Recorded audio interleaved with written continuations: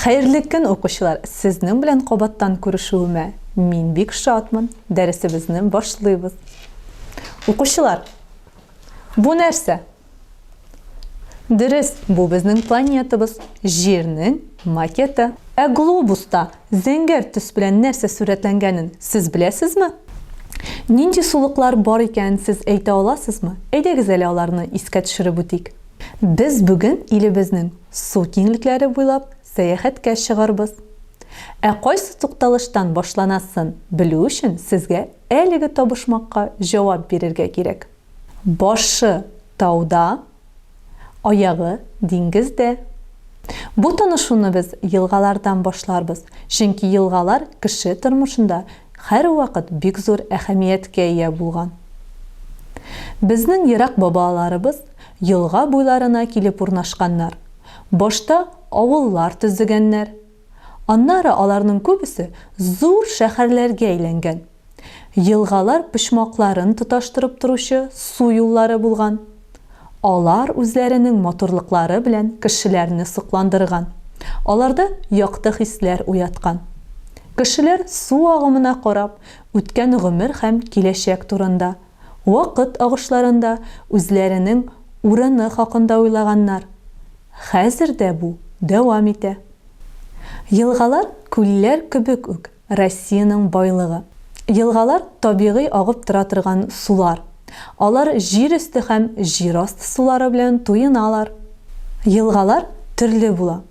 Kichkina ham zo'r, og'imli ham og'imsiz, soy ham teran.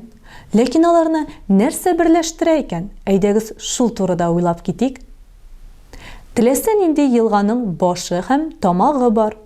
Boshi deb yilg'aning boshlangan o'rni, tomog'i deb uning ikkinchi yilg'aga, ko'lga yoki dengizga qo'ygan o'rni atala.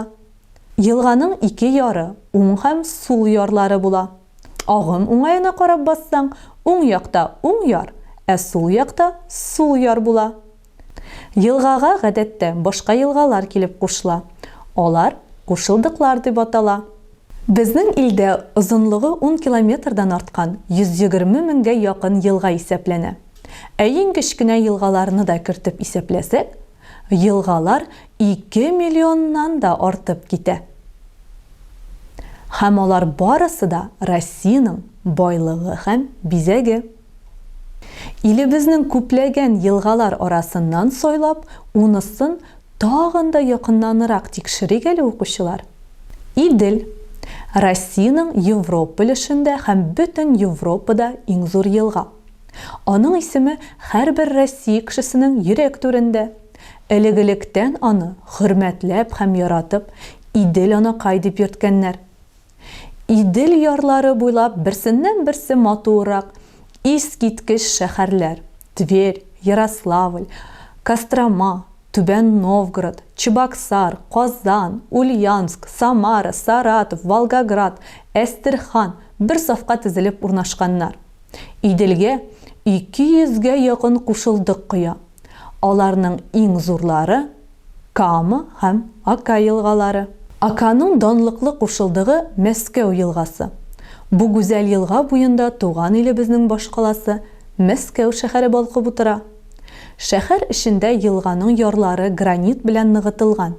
Uning suvida Moskva Kreml stinalari ham monoralari shog'la. Rossiyaning Yevropa ulushining tönyak kunbotishida tog'in bir donliqli yilg'a bor. U o'zi uzun tugil. Adoni biyik zo'r.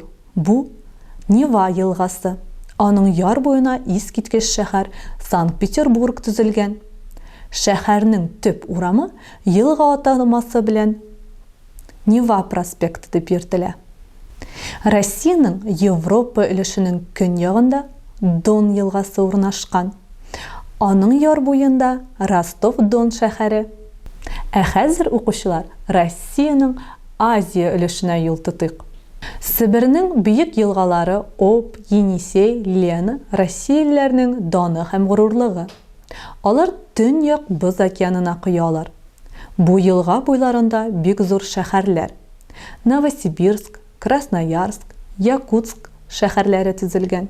Yiroq kun chiqishning tub yilg'asi Amur. Ул Тын океанга коя. Аның ярларында Хабаровск шәһәре. Амур Шик буе елгасы. Аның буенча Россия белән Кытай шигенең бер өлеше үтә. Укучылар, шуның белән дәресебезнең теория өлеше тамам. Практик дәрестә күрешербез.